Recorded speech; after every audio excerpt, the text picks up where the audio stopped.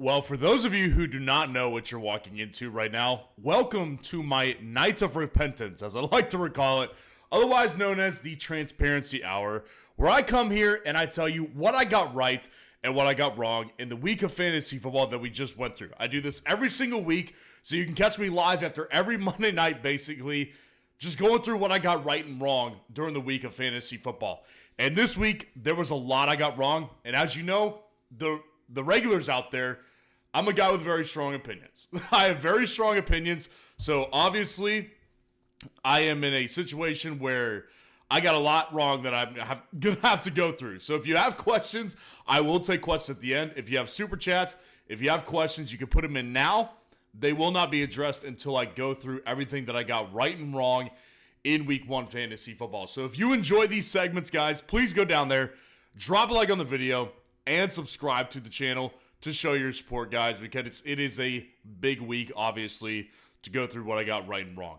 So I want to start out with something that I got wrong I'm going to start out with something I got right, because we're going to get to plenty that I got wrong at some point here very, very soon. So one of the things that I was really big on, and I've been big on it for weeks, and I do have to say, before I announce who this player is that I got right, during the earlier portion of like July or so, I would say that I was not exactly on top of this player because I thought he was going to be suspended. You probably know who I'm talking about after I said that. But over time, as we kind of learned that Rashee Rice was not going to be suspended, it didn't look like he was going to be suspended in 2024, I began saying, this is a guy you need to draft today, right now. This is a wide receiver one, potentially wide receiver one, and definitely high-end wide receiver two in fantasy football. Rashee Rice last year ended the year as Patrick Mahomes' number one target. He was incredible as Patrick Mahomes' number one target. And he was out-targeting and outplaying Travis Kelce on basically every single level. Well, he comes in on Thursday night and quells any doubters that were doubters before that. And I think a lot of people on my channel and a lot of you guys, to the credit of you guys, knew who Rashee Rice was and what he was capable of doing for your fantasy football team. Rashee Rice is a great player. If you actually watch him just on a football level, this guy runs really crisp routes. He knows what he's doing over the middle of the field, and he's proven himself to be really reliable for a guy like Patrick Mahomes, who needs reliability over the middle of the field as Travis Kelce starts to age, particularly. So Rashee Rice obviously comes out 7 catches for 103 yards. Definitely the clear wide receiver one in Kansas City. It was not close. It was not close. So with Rashee Rice, I saw somebody comment the other day that I was the only YouTube analyst who had Rashee Rice inside top 15.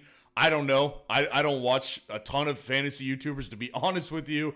So I don't know where everybody had him ranked. But I do know that Rashee Rice is a guy that I was really, really just getting bigger and bigger on over the past several weeks. And we're at a point now with Rashee Rice where I don't think, I was telling somebody earlier today, like, somebody asked me, like, would you trade Rashee Rice for Chris Olave? And I was like, absolutely not. I think Olave's buy low. That's too rich, sending Rashee Rice. Would you sell him for A.J. Brown? That actually had me to stop and think. That's where we're at with Rashee Rice. His value is so volatile right now in fantasy because obviously he was like a mid to late round pick. Then he became a mid-round pick, upper mid-round pick. And now people just kind of get like he's going to be really good, but they just don't know where to rank him right now because a lot of people are still clinging to preseason rankings. And at this point, you could still cling to it to a certain extent, but you do have to move on from the preseason, off-season rankings of players at some point this season. We're not there yet. I always say that fantasy football, there's 4 quarters to this game. First quarter is weeks 1 through 4. Second quarter is basically weeks 5 through 8, 5 through 9, and then you go on, so on, and so on. By the second quarter of the season, you kind of need to throw rankings out the window. We're not there yet, obviously. It was just week 1, but Rashee Rice kind of proved me right in a big way this week, and it was a good time for me to get proven right because this next team, I got this one really wrong. It's so funny because I got so many comments where is the Seahawks defense this weekend? You are out of your mind. You're crazy. You're an idiot. And for those of you who knew my channel and have been here since last year, you know that I'm just going to stick my ground and say we can talk about it on Monday night, what I got right and wrong. That's what these live streams are for, so we can discuss things and then move forward with new information. Obviously, I was really wrong about the Seahawks defense. Seahawks defense ends up having a really good game in fantasy. Now, depending on your platform, they score differently. Like, I've seen some platforms where they got 9 points, some where they got 12 points. Either way, that's a strong defensive outing. They ended up getting 2 sacks, they got 2 picks, and 2 forced fumbles in this game. Seahawks defense looked really, really strong. They took it to the Broncos. And this was one that I just didn't see for a couple reasons. Number one is because the thing about the Seahawks defense is that last year they had all this talent. And they were just terrible in fantasy. They were horrible in fantasy. They were giving up like 30 points. They gave up like 30 points to the Pittsburgh Steelers at the end of the year. And I was just like, okay, Pete Carroll obviously ran his course in Seattle. That's why he got canned. But is Mike Macdonald the fit? Like, is he the guy who's going to solve all the problems? I know he's defensive. I know he was the DC for the Ravens last year. But, you know, we were in a position with Mike Macdonald where a lot of people, I think, were just way more bullish on Mike Macdonald than I was. And I couldn't get there. And also the other thing it's funny to look back on now that I was convinced of this. I didn't think that the Denver Broncos were going to turn the ball over. I thought that Denver was going to be pretty buttoned up. I thought they were going to play a really clean football game, and it was going to be an ugly win for the Denver Broncos. Obviously, with a rookie quarterback, that's a hard one. Like I should not predict that many times more because obviously with a rookie quarterback, it's hard not to turn the ball over. I mean, Caleb Williams had a bad game yesterday, and he looked incredible in the preseason. So did Bo Nix. And that just kind of goes to show that the preseason isn't everything. And I'll admit it. Like, I got hyped on Bo Nix, and I got hyped on Caleb based on preseason. Now, with the Seahawks defense, again, like I said, it just goes into why I didn't see this one. And there's no excuse. I mean, there's just no excuse how I got this one so wrong. I mean, they weren't even inside my top 12. That's what I was saying. Like, I got so many comments and, like, people telling me I was stupid for not having them inside. Listen, I'm a defensive channel. I'm one of the first YouTubers who started doing fantasy defense rankings on a weekly basis. So I definitely hold myself to a higher standard when it comes to defense, and I got this one flat out wrong. We're going to have to reassess this one.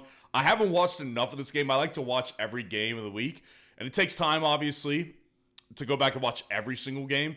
So I'm gonna probably watch that game tonight and just see what I think about the Seahawks defense, because they could be a really strong play for the next several weeks if they ended up looking really good. Now, here's something that I feel really good about, and this is kind of like a victory lap, to be honest with you. Like, this is a victory lap type of guy. Jaden Reed. Jaden Reed is just a guy that, if you've been with this channel since even before last year, Jaden Reed was a guy I really liked coming out of college. Like, I really was big on Jaden Reed. He was he did a little of everything for Michigan State when he was Michigan State guy. And, you know, comes out of college pretty late. He's a senior. He's a pretty old player coming out of college. Similar to Rashee Rice and Tank Dell in a little bit of ways. But, you know, it's just like, I really saw talent with this guy, and I saw him fitting really well in this Green Bay system. I took Jaden Reed in Dynasty. I took him a bunch of best ball last year. He paid off really, really well for me.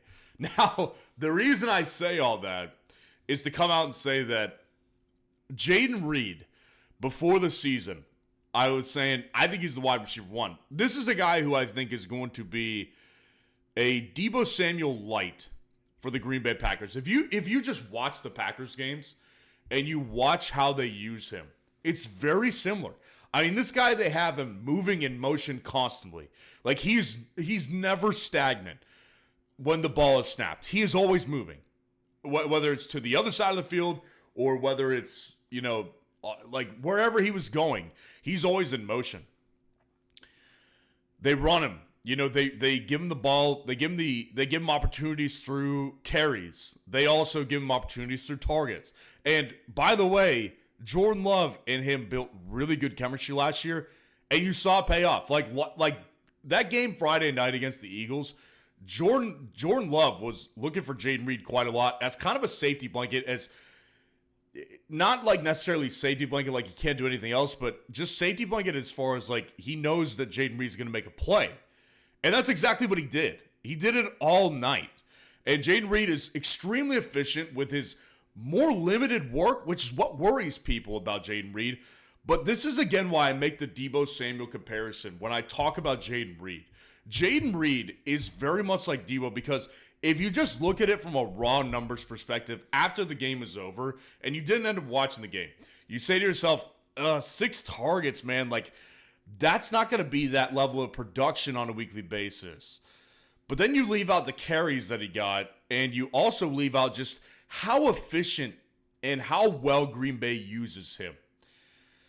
So I just think that with Jaden Reed, it's a player, like I said, this is a victory lap because it's probably the last time I'll say I was right on Jaden Reed, because I've been right on him for a while, and I just love talking about it.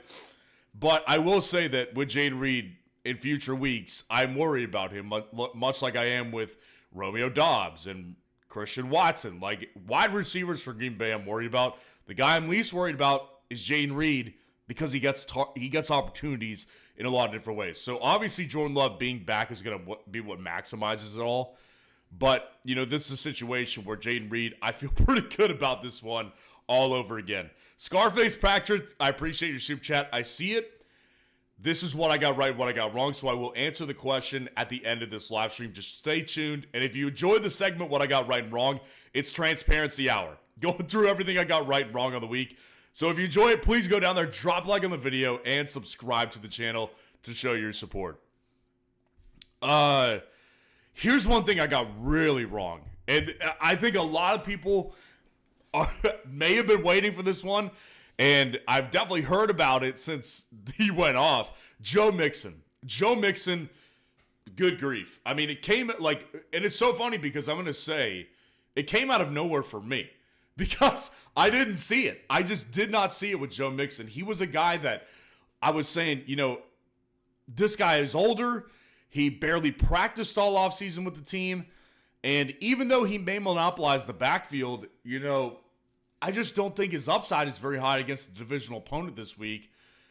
And, man, I mean, he came out and he lit him up. I mean, he lit up the Indianapolis Colts yesterday. I mean, 30 carries for 159 yards. That's more than 5 yards per carry. And he was their RB2 on the week behind Saquon Barkley in a half PPR format. Now, what's interesting about Joe Mixon yesterday was that, again, he came off like no practice time and handled 30 carries in this offense. And he had 3 targets in the game as well. He had over 30 opportunities in this game.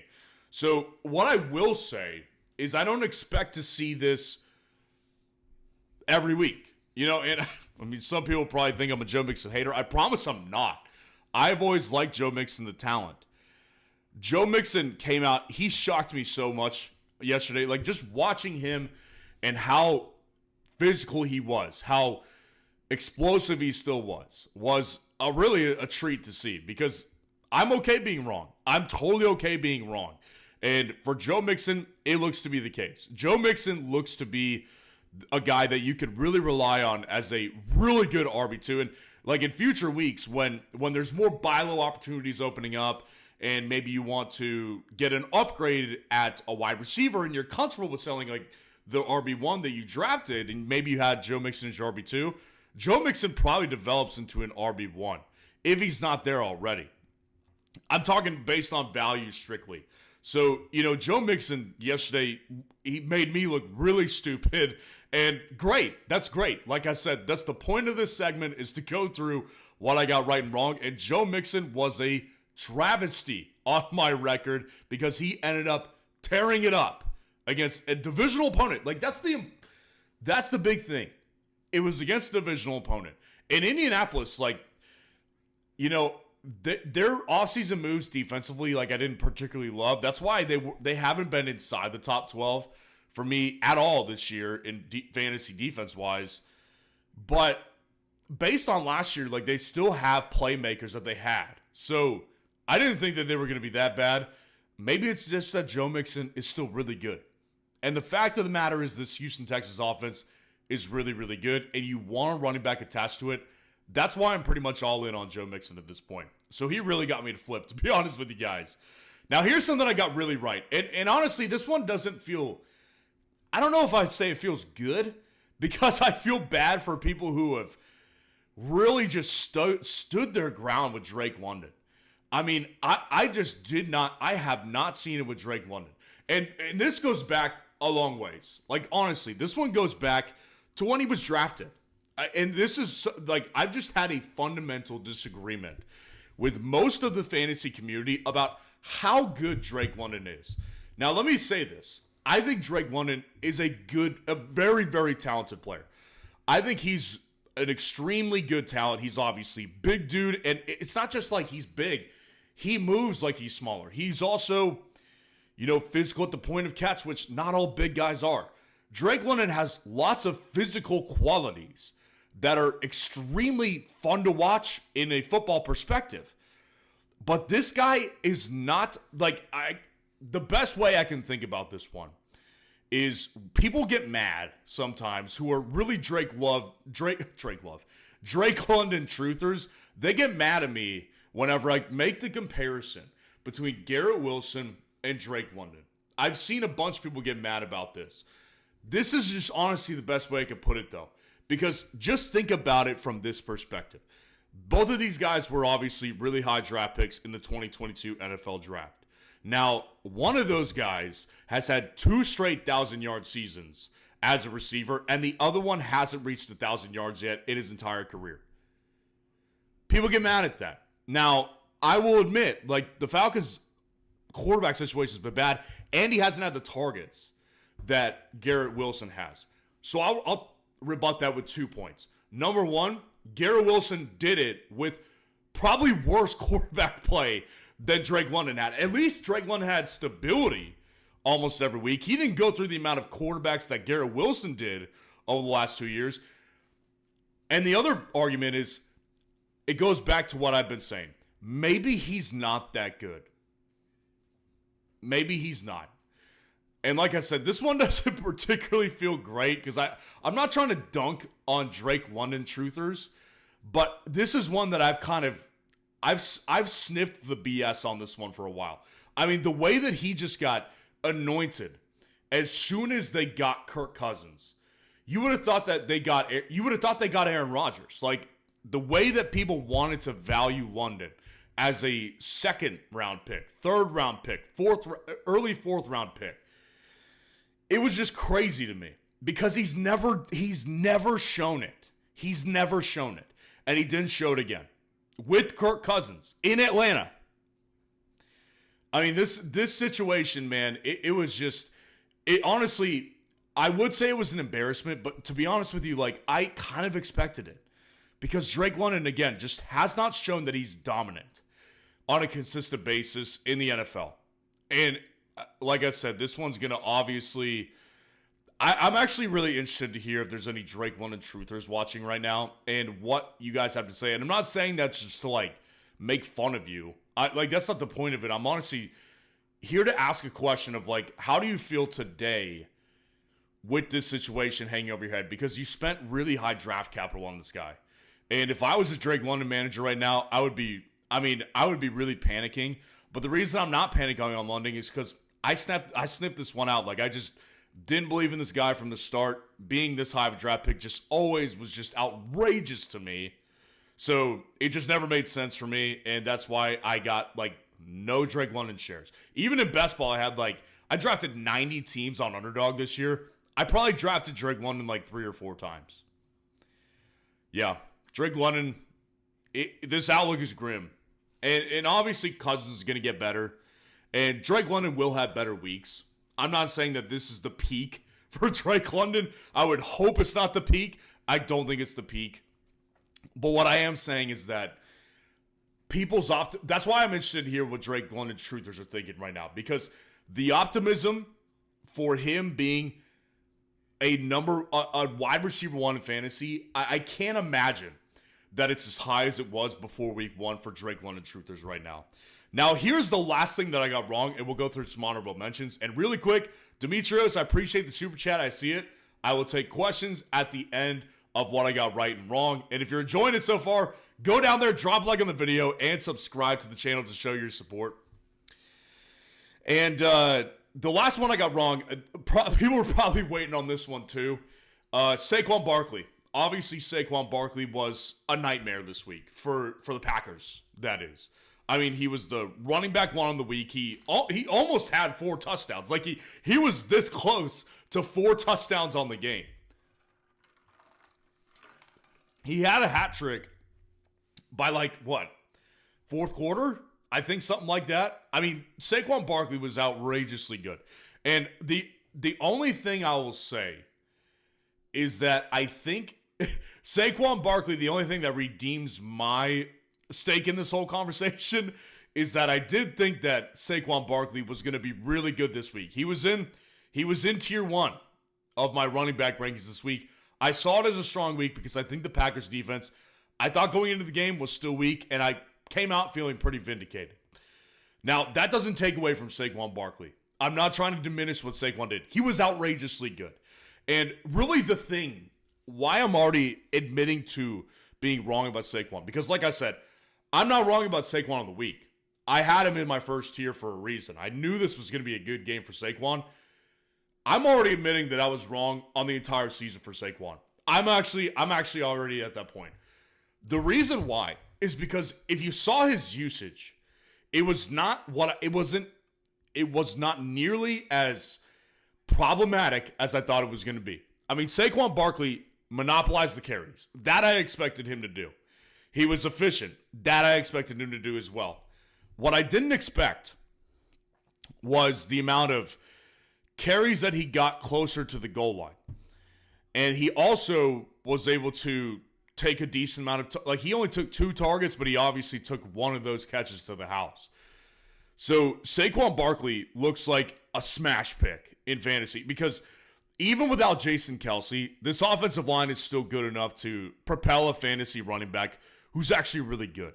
And that's the thing with Saquon is one of the other factors I had with it being a problem this year is because of his age. Like, obviously, Saquon's not old, but he's getting older. He's getting closer to 30, and he had some wear in his tires already, so I was just like, man, this one makes me a little nervous. Saquon Barkley, I'm ready to admit I was wrong on the entire season. He was tremendous. He was terrific in fantasy football, and honestly, I just kind of expect it. I really do. This offensive line is going to be able to support Saquon Barkley for an entire season. All Saquon needs to do is stay healthy. That's all he needs to do. Because obviously with this Kellen Moore run offense, they prioritize 3 weapons in this offense. Saquon Barkley, A.J. Brown, and Devonta Smith. Those are the 3 guys. Everybody else is an afterthought in fantasy. Side note, Devonta Smith actually, I think, is a really good fantasy player this year. But I always thought that. But with this Kellen Moore system, man, I got to tell you, like, he looks like he's built for this system. He really does. So I was way off. I was way off the mark on this one. I'm already willing to admit it. I'm going to run through some honorable mentions right here because, like I said, I got a lot right and wrong this week. So I just wanted to run through some honorable mentions.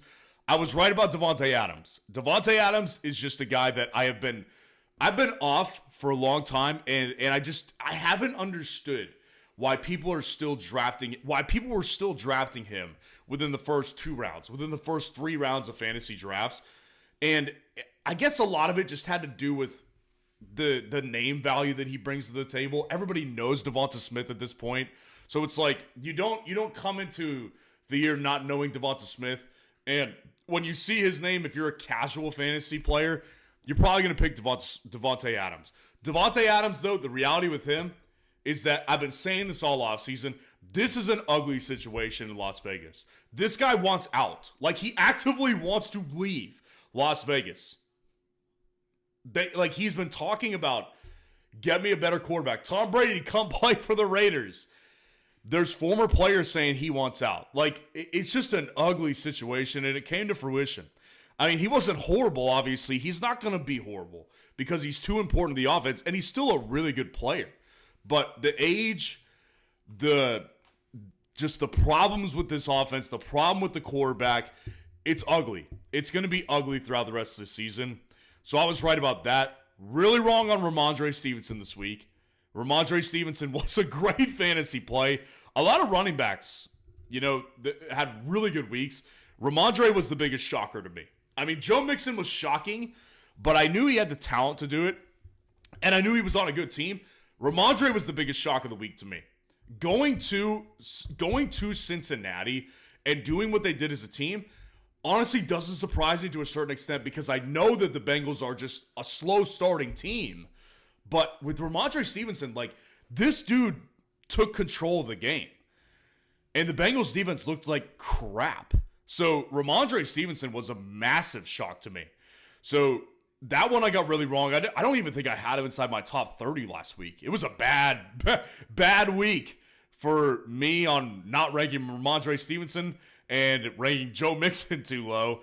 One guy I was really right on, though, and this may not feel as obvious. Brian Robinson Jr. is going to be good this year. Brian Robinson Jr. is going to be a good player. Now, listen, the one thing that I'll say for Brian Robinson doubters, and I haven't seen a ton of them, I just don't think his name is that important to a lot of people. For me, it's been kind of a call that I've been making all offseason. Brian Robinson Jr. is going to be a really good player. And the one thing I will say is that with Austin Eckler, he received more volume this week than I thought he was going to. Not through the carry game. I expected him to be involved at some point. But with targets, he actually was pretty involved. So Eckler may have a role, but based on what he did with his opportunities, I'm not convinced that it's going to be season long. And just based on his age, not convinced that it's season long. With Brian Robinson Jr., that efficiency is going to go up. Jaden Daniels is going to play much easier defenses than the Tampa Bay Buccaneers, even starting next week. So with this Commanders offense, stock's still up. Stock is up because they're going to play easier defenses this week. And then I was really wrong about Aaron Jones this week. Again, Aaron Jones wasn't even inside my top 30. Aaron Jones, Ramondre Stevenson, bad judgment calls by me this week. I mean, Aaron Jones comes out, does what he normally does. I mean, really, that's the thing, is Aaron Jones doesn't come out and have 20 opportunities. 14 carries and 2 targets, but he ended up getting a touchdown. And he was really efficient, 6.7 yards per carry. This is what Aaron Jones is. That's what I think that's really the problem that I have. It's sort of like the argument that people have against Jaden Reed. When people with Jaden Reed, it's well, he doesn't see much volume, and how can he possibly sustain that level of efficiency with lower volume? And I see with Jaden more than I do with Aaron Jones, I guess. With Aaron Jones, definitely going to have to rethink this one. Because this offense looked so much better than I gave him credit for. And really, I love Kevin O'Connell, their coach. I always have. I think he's a great offensive mind. They play the Giants this week, so I'll give myself a little slack on this one. But Aaron Jones is going to be a guy that I really, really evaluate heavily as we come into week 2 fantasy football. So that was what I got right and wrong on the week. If you enjoyed this segment, please go down there, drop a like on the video, and subscribe to the channel. And let's go ahead and get into some questions right here. So we had 2 super chats waiting, and I'll take a couple more questions. So if you want to hop the line, get your question answered immediately, go ahead and send a super chat. But I appreciate all y'all being here. Scarface Patrick was first up. Half PPR 10-man team. Tua, Hill, London, Achane, Rashad, Kincaid, Ayuk. Bench is Montgomery, Stevenson, Jaden Reed, Sutton, Williams. Thoughts? Trade ideas? I just went through Drake London a bunch. I'm not wild on Drake London. And your receivers, if Jaden Reed still had Jordan Love, I'd feel pretty good about saying sell Drake London just for a running back straight up. But given that Jaden Reed doesn't have Jordan Love for the next 7 weeks, I'm a little worried about this one in particular. Your running back situation is not bad. It's not bad at all. I think that what I would do in your situation is wait it out until Drake London has a good game. For me personally, I'm sending away Drake London, though. At some point, whenever he rebounds and has a good game, or maybe even 2 good games, I'm trying to sell high on Drake London because, like I said, I just don't believe that he's worth what he's been going in drafts and what people value him as in fantasy football. So really the big thing is selling high on London. Now, what I will say, and this might be controversial to some, Jameson Williams is a guy I do not expect to maintain that level of production. I just don't see that one maintaining production because of the fact that Jameson Williams, a lot of that game was just kind of opening up the offense. Like, if you watched that game last night, the Rams really were kind of keeping the Lions offense pretty stagnant for a lot of that night. And really, the Lions couldn't get anything going, actually, until Jameson Williams hit his first big play. If you watch that game, like, that's exactly what happened. And then, obviously, they kind of kept momentum by injecting just more and more of Jameson throughout the game. Now, it's not that I don't think Jameson Williams is good enough to do it again. I think Jameson Williams is a really good player. Once upon a time, I loved this guy in Dynasty. I've cooled on him since then. But really, I would personally try to sell high on Jameson. So if you wanna upgrade, I would probably want to upgrade at running back. Maybe package together like a Jameson Williams with a Ramondre Stevenson and try to go for somebody that's coming off a relatively lower week in fantasy. You know, somebody like a Jahmyr Gibbs or like an Isaiah Pacheco or somebody like that. Or even Kyron Williams is somebody that I would probably go for. See if you can capitalize on it. But if not, I would wait till Drake London has a big week, package him together with Jameson Williams, and then try to upgrade big at wide receiver. And again, I appreciate the super chat. Demetrios, you're up next. What's going on, man? Quarterbacks, Tua, Burrow. Running backs, Monty, Pacheco, McLaughlin, Gus Edwards, Warren. Wide receivers, Hill, Rice, Godwin, Coleman, Metcalf. Tight end, Kittle, Jonnu Smith. Defense, Seattle, kicker, Aubrey, non-PPR. Thoughts, trade anyone for high upside? You know,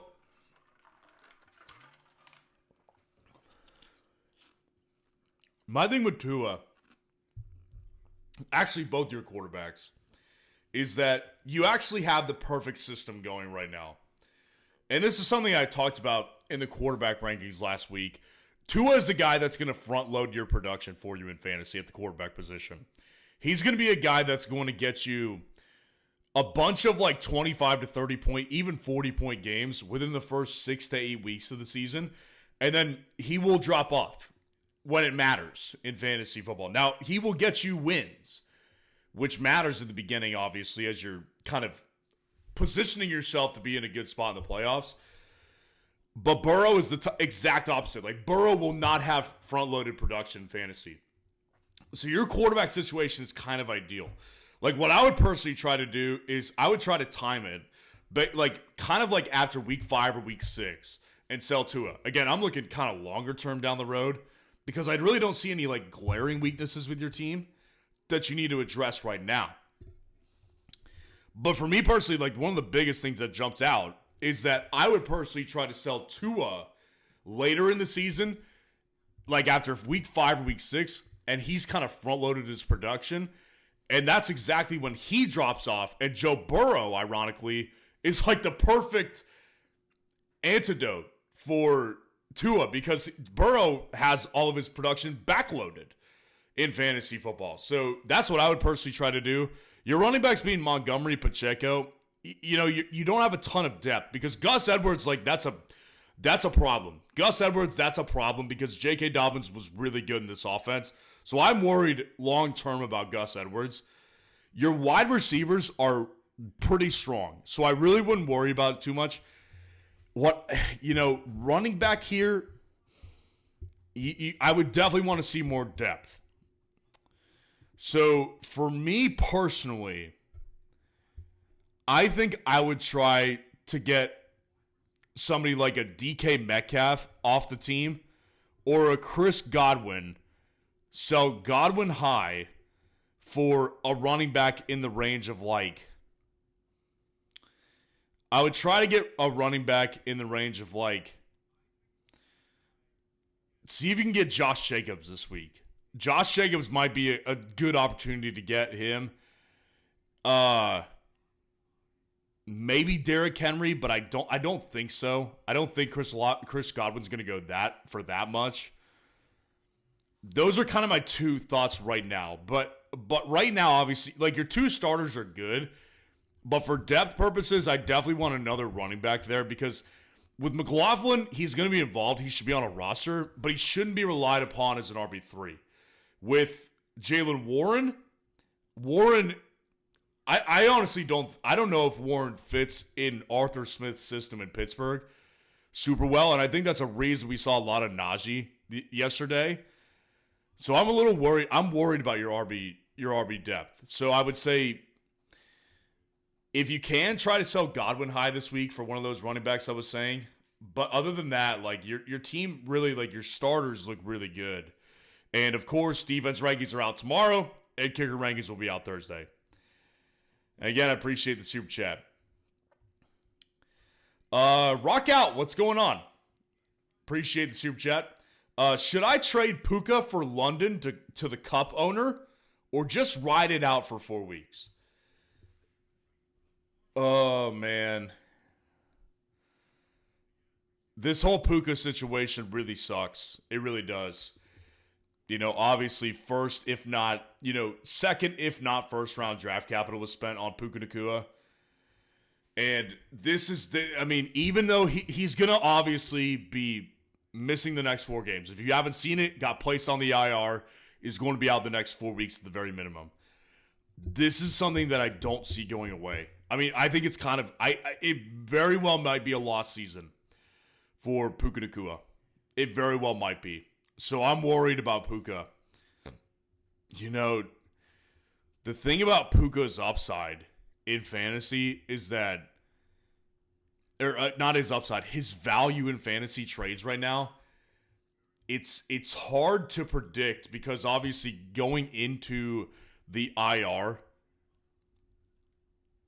nobody really wants to trade for an IR player unless they have an open spot, I guess, and they see the upside. But for how expensive, though? For Drake London, for me, Drake London's not worth it. Drake London is just not worth Puka. And it's not that I think that, Puka has a better season with Drake London because, like I said, I think this could be a lost season for Puka. But for me personally, if I'm going to trade away someone like Puka, I want more upside. I just don't see it with Drake London. I just got done saying it earlier in today's video. I just don't see it with Drake London. I would try to get, if you can, try to get Rashee Rice. Rashee Rice would be an ideal target because Rashee Rice is again volatile in value right now. No, a lot of people just kind of don't know what to do with him. That's why there's very rare circumstances where I personally would sell Rashee Rice, but I know not everybody feels that way. I've gotten a ton of questions today asking me, should I trade Rashee Rice for X player? That's how you know that his value is so widely unknown right now in fantasy, and people are trying to figure it out.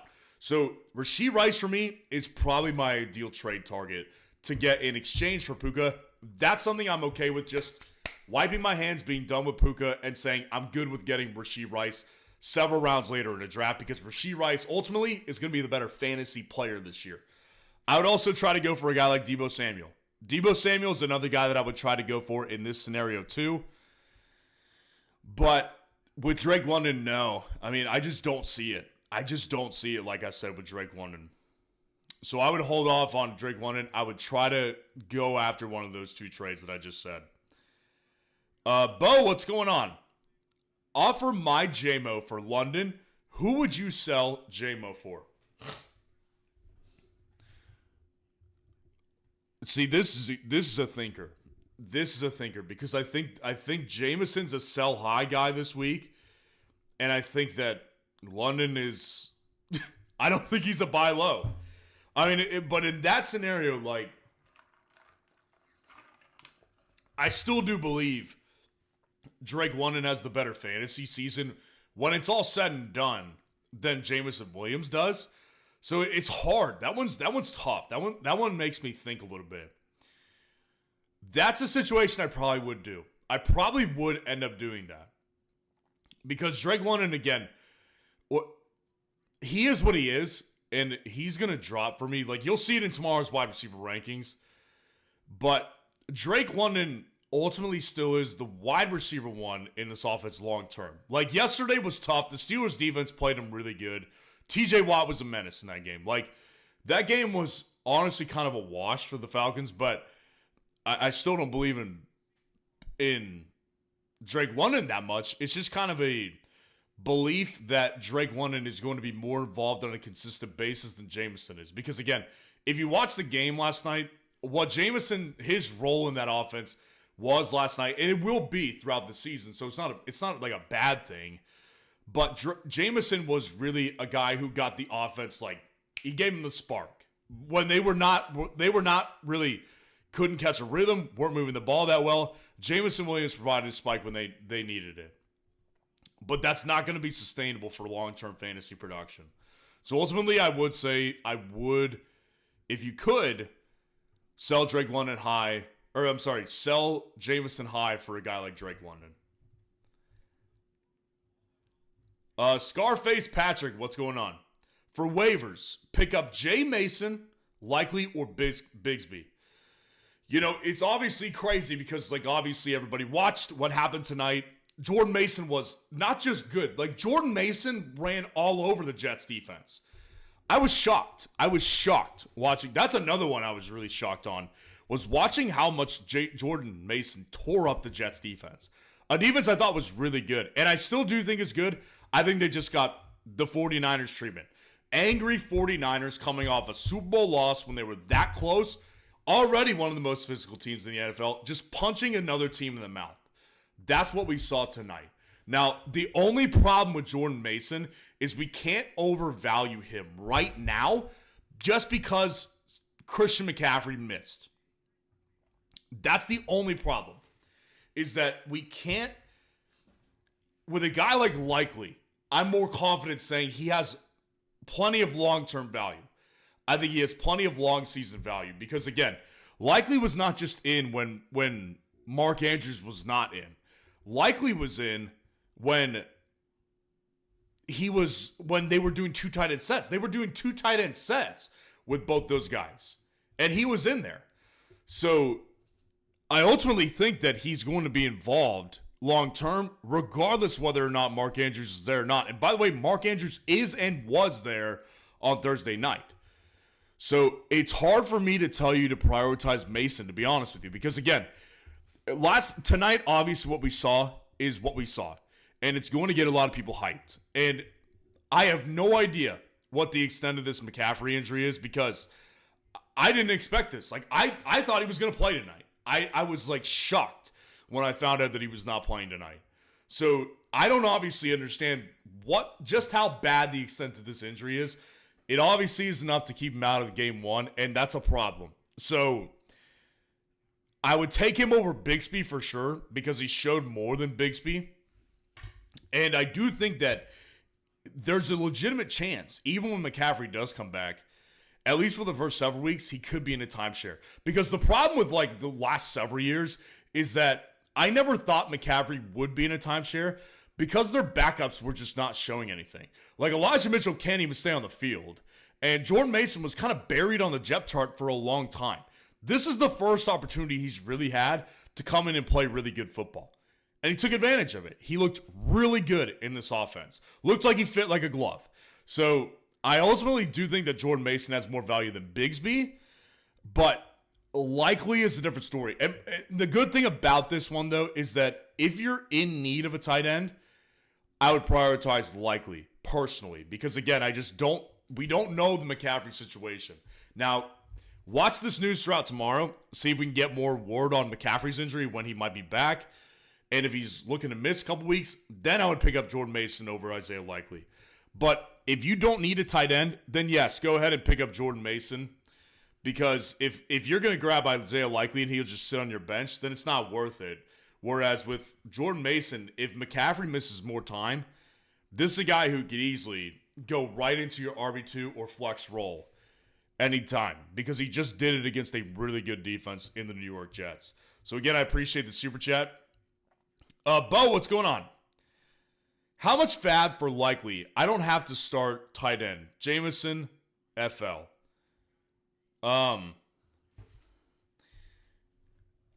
This is always a trickier question. I'm going to operate under the assumption that you have $100 fab. And if you have more, let me know. But, you know, I think that Isaiah Likely is a guy that I would be willing to give at least $10 for if I was in a $100 fab league. Because, like I said, this is a guy who has long-term upside in this Baltimore Ravens offense. So, ultimately, I would be willing to place probably up to like $25 fab on. Probably up to $25 fab. And it's hard. It's kind of hard to answer this question because, you know, every league is different. Every league prioritizes positions differently. And every league prioritizes waivers differently. So, if you have a hunch that you're going to get outbid at 25, I would probably up it to like 30. But I know in my leagues, I would get Likely for 25. I'd probably beat the next highest bidder by like a couple bucks. So that is going to be a situation where I would say Isaiah Likely is worth at least 10% of your fab if you have $100 or in any scenario, and probably up to 30%. That's what I would say. Demple TV, what's going on?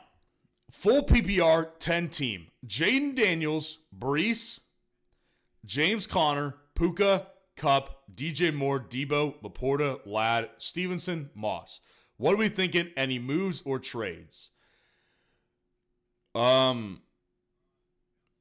You know, the thing I would have told you if you asked me this question a week ago, I would have said try to pick up a backup quarterback just in case Jaden Daniels doesn't work out.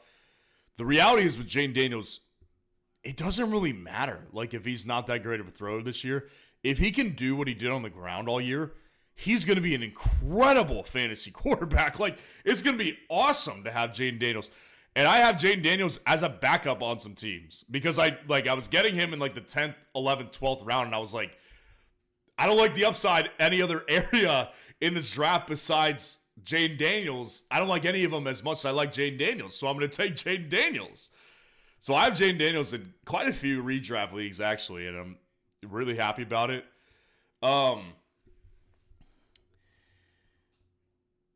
You're really looking good at running back. I mean, Breece and James Conner, I feel really good about that. Stevenson and Moss as backups, I think, are really good as well. I will say Stevenson, I don't think he's going to maintain that production.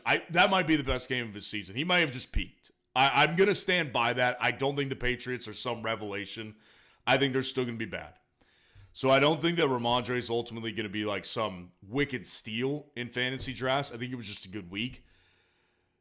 And then your receivers, obviously Puka going down is brutal, but you have Kupp, DJ Moore, and Debo Samuel. And Ladd McConkey. Ladd McConkey, his value is about to go up. He's probably the next guy that you'll see his value go up.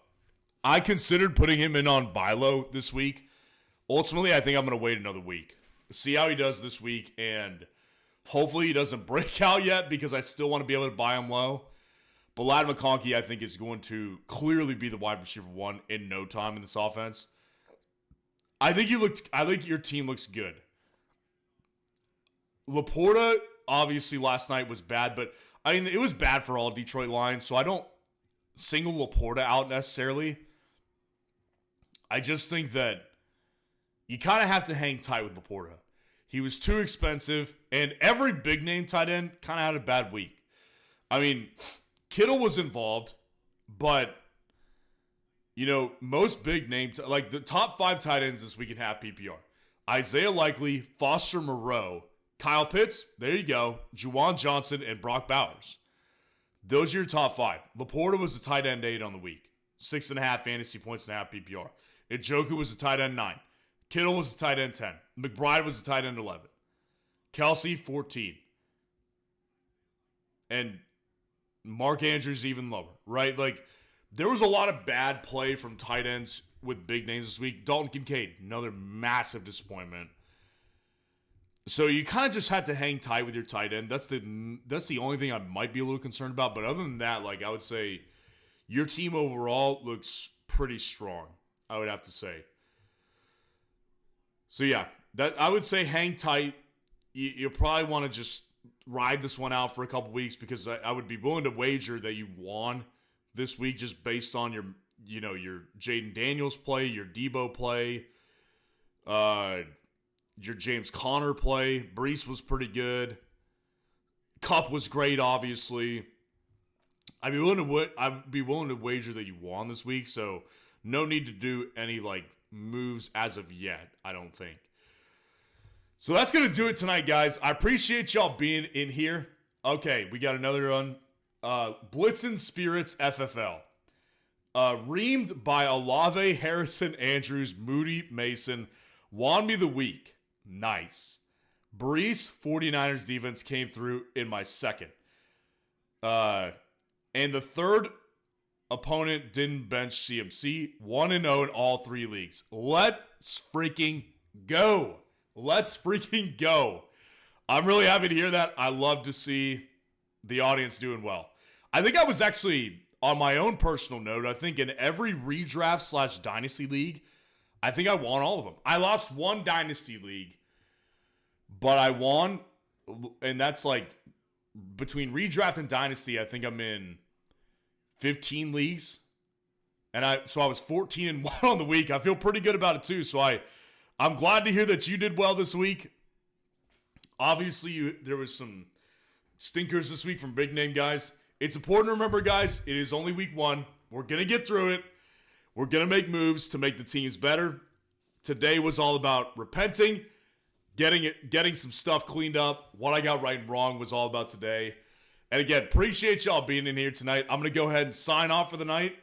Got to get working on tomorrow's videos. Tomorrow's videos, wide receiver rankings, and defense rankings as well. So I will see you guys